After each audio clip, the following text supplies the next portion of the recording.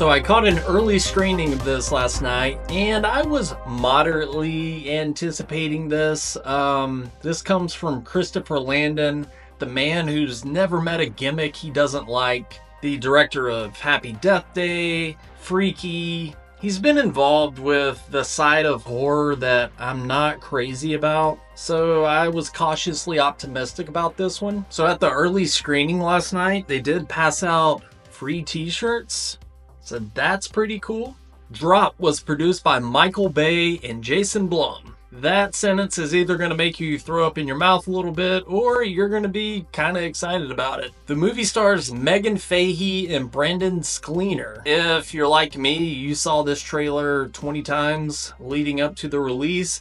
Again, Blumhouse is gonna Blumhouse. They gave away way too much in the trailer, so there weren't many surprises in this movie. So this movie kind of tries to be Red Eye in a way, but Red Eye it is not. But I do have to give the movie credit for being a straight up thriller. I do kind of miss these movies. I feel like this movie would have suffered had it been horror. I mean, there are some horror elements to this, but yeah, this is straight down the middle thriller. I think the movie really wants to be Red Eye, but kind of misses the mark and ends up more like Trap. Rachel, listen to me.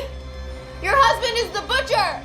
Cooper is the butcher! So I want to talk about our two lead actors here, Megan and Brandon. They were okay. I mean, Megan Fahey, this was the first thing I had ever seen her in. I would have rather seen someone like, I don't know, Samara Weaving or somebody like that in this role that has a little more range. Brandon Sklenar, he kind of gives off like Hallmark movie vibes, if that makes sense. He's just kind of there. He's like the stale bread that's been sitting on the table while you're waiting for your apps, and you just kind of munch on it anyway until your food gets there. I don't know what I'm saying. But yeah, he's just kind of stale. Matt the waiter might have been my favorite character. He actually brought a little pizzazz to the role. Very eccentric gentleman, which got the biggest laughs from the audience that I saw this with. The plot itself, the more I think about it, the more ridiculous it gets. So she arrives to this beautiful restaurant with her date, and I hope you find it beautiful as well, because you are going to be here for 90% of the movie basically. So she's on a date with this guy, and out of nowhere she starts getting these strange airdrop memes, slightly outdated memes. This got me thinking, are airdrops that prominent of a thing?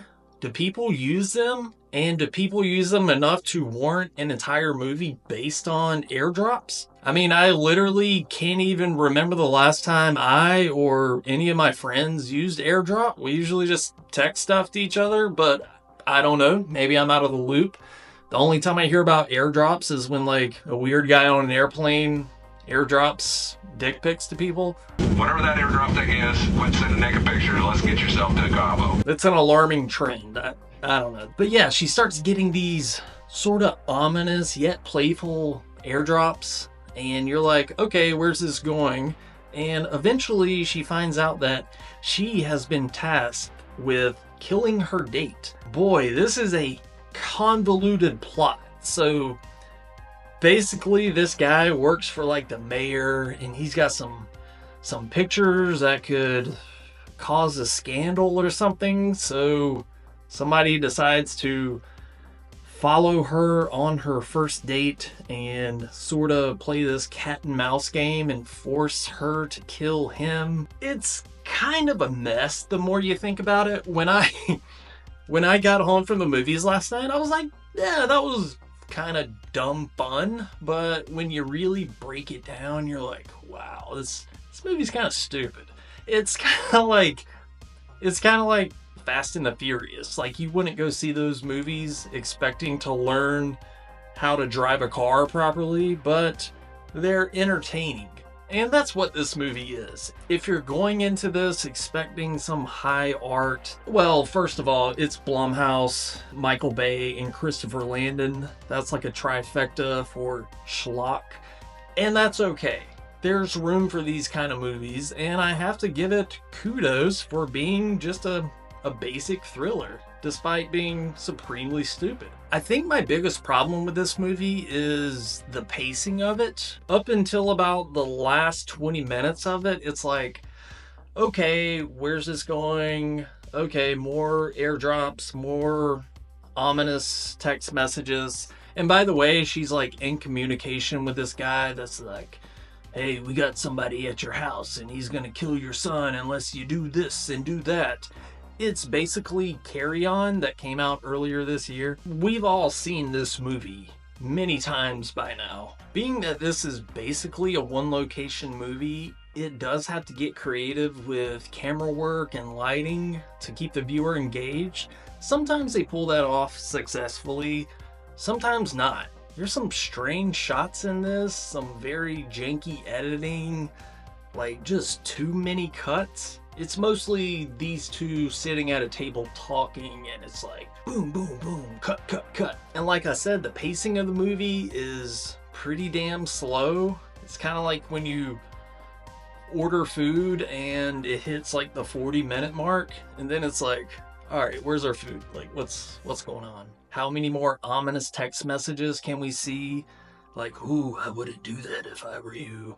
And of course, she receives a text message that says, good girl.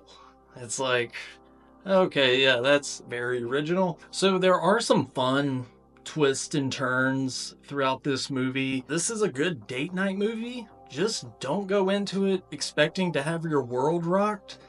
But yeah, this was a fun watch. And at times, people in the theater were like clapping during certain parts. I don't know if it was like the energy of the early screening, but yeah, people were kind of losing their minds for this movie. But whatever you do, just leave your brain at the door. You won't need it. Don't overanalyze just how convoluted and messy of a murder plot this is, and how the villains of this movie could have simplified things so much. Do I recommend this movie? Sure.